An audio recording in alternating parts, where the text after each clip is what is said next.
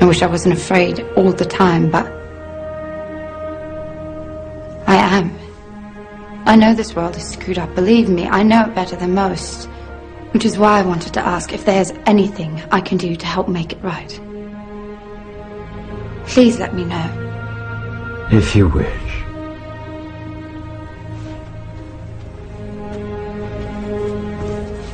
The very anniversum Fifus Fisi.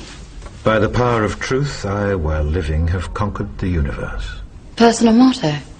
From Faust.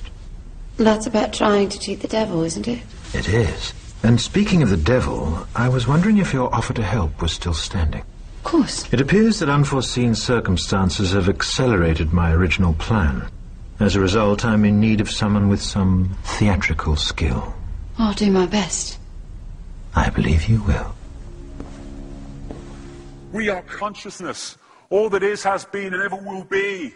There is nothing to fear. Whatever happens, we are always that. Mind fears, because it's programmed to fear.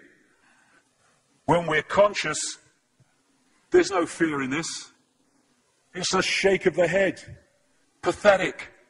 Pathetic. Pathetic. And we need to do this. Compliance. We need to challenge that. Not with violence, not even with aggression. We just need not to fight it. We need to walk away, because without our acquiescence, it cannot survive. You know, when you look at a pyramid, we've been manipulated to believe the power in a pyramid is at the top. It ain't.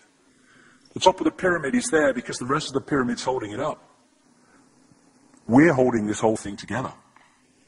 There's this story I told many years ago of a British comedian called Larry Grayson, who died. I kind of knew him vaguely, and not closely, but vaguely. And I went to his memorial service in Covent Garden, and this other comedian did this tribute to his life, in which he read out this story that Larry Grayson had told him. When they were going around the variety halls and the theatres in the 60s, they had this all-male show. And Larry Grayson was the only woman in it because he was dressed up as a woman. And he said that the end of the show, the last scene, all the sailors, all the men came on dressed as sailors, and they were singing Rule Britannia. You know, Rule Britannia, Britannia rules the waves. Oh, I'm very pleased for you. Okay?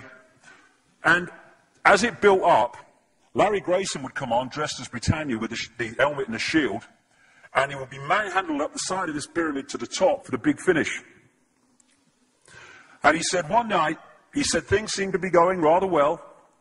He said, and then I noticed that a sailor in the bottom left-hand corner had got rather a cough. And this cough got worse and worse and worse to the point where the sailor couldn't stay in the pyramid anymore and stepped out of it. Larry Grayson, symbolic of this elite at the peak of the pyramid, ended up in the second row. And the elite, the power center, had done nothing to bring about this. One sailor, the bottom of the pyramid, had got a cough. And the whole thing collapsed. And I listened to that and I thought, my God, yes, that's it. We, the powerless people, are holding the powerful people up there, and they know that. They're terrified of us realizing that. Do you remember that movie, animated movie, A Bug's Life? A Bug's Life with the grasshoppers? And what happened was, there was these ants, an ant island as they called it, and these grasshoppers used to come every year and take all the food, and the ants had to spend a whole year gathering the food together for the grasshoppers because they were terrified of the grasshoppers. And there weren't many of these grasshoppers, and one day they're in their winter quarters in a tree, these grasshoppers, and they've got all the food they need, and someone suggested among the rank and file grasshoppers that they didn't need to go to Ant Island this year because they had all the food they needed. And then out came the leader of the grasshoppers to tell them the facts of life, and the few are going to control the many. It's a wonderful speech. If you ever can see that movie, A Bug's Life, I do recommend it. And he said, basically, They outnumber us 100 to 1.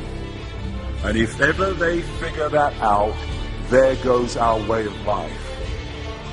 So we have to keep the pressure on, basically. We have to keep them working, so they don't figure out where the real power is. And that's why this network of manipulation works so hard to keep us in these states. Like I said earlier, what are people leaving foreclosed homes for? Foreclosed by banks that have caused the unemployment that lead to them having to leave their homes. Stay there, refuse to leave, make it difficult for them. Expose them for what they are. We make it so easy, the non-compliance. No longer will we just do it because we're told to do it. Is it just? Is it right? Okay, I'll do it. Is it unjust? Is it not right? I ain't doing it.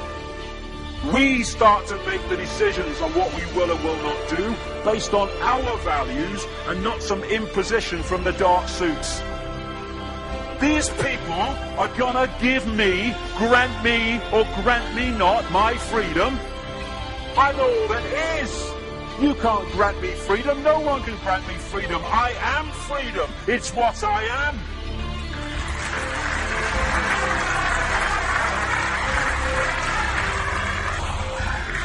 The big question, what would consciousness do? What would consciousness do in this situation? And when we ask that question, it really just changed the way we see the world. Not what would I do, mind, a little frightened. What would consciousness do? You know, this is a great line. If it's not right, don't do it. If it's not true, don't say it. And what would transform this world overnight is if we started doing what we knew to be right in the situations we face, instead of what we think is right for us in the moment. Not what are the consequences for me, or what's the best thing for me, how do I get the best deal out of this? What is right? What is just in this situation? If we started making decisions based on that, the world would transform overnight. These are very simple things. If we want a world of peace, then we need to be peaceful. We don't need to fight for it. We just need to be peaceful, and we'll bring that about. If we want a world of kindness, we need to be kind, and then it will naturally unfold. We don't fight for kindness. As Martin Luther King said, it's a wonderful saying, piece of oratory. Cowardice asks the question, is it safe? Expediency asks the question, is it politic? Vanity asks the question, is it popular? But consciousness asks the question, is it right? And there comes a time when one must take a position that is neither safe, nor politic, nor popular, but one must take it because it is right. And when enough of us do that, what is right will manifest by definition. And we're in this position now where this vibrational change, this energetic change is taking place, where we can start cracking these eggshells, when we can start becoming the full magnitude of who we are, where we can be consciousness in the now, using mind to experience this reality instead of being governed by it, turning the key to let consciousness in. We're being offered this opportunity now. No longer can we say we didn't realize who we are, we didn't know we could do that. I was kind of waking up one day, and I saw this earth imprisoned, and I saw this big lock and a key going in and being turned. I went on the internet just very shortly afterwards. I was looking for a picture, not this one, and that's what I saw. The picture I'd just seen in my half kind of sleep. And that's what we're being offered the chance to do now, to turn the master key called becoming conscious that will bring an end to this. It's being given to us, we just need to take it. And to take it, we need to say enough. Enough of being enslaved by these people, enough of being enslaved by our manipulated ignorance, enough of being enslaved by the fear of being who we are.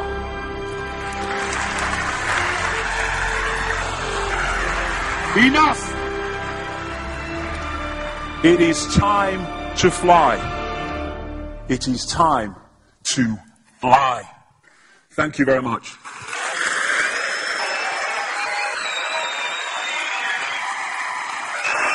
Thank you. Thank you very much. Thank you. Thank you. Thank you.